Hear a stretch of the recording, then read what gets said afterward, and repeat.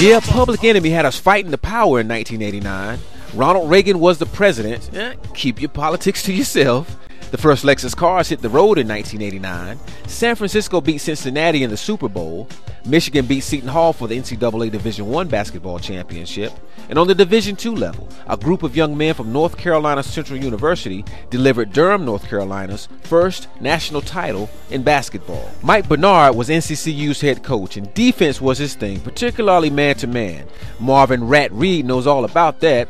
He was the defensive stopper on NCCU's championship team, and his job was to come off the bench and lock down whichever guard on the other team was getting a little too loose on offense. Now, a young man named Greg Jackson was Coach Bernard's assistant, and to hear Rat Reed tell it, Jackson had a mind for offense that just would not quit.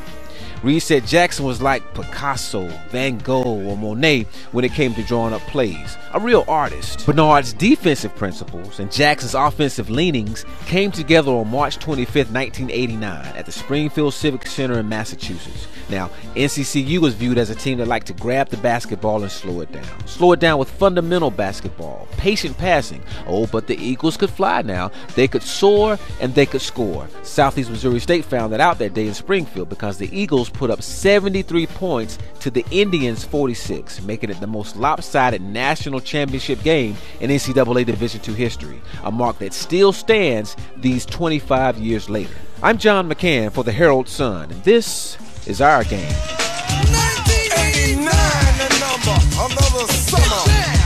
Sound of the funky drummer, music hitting your heart, 'cause I know you got a soul.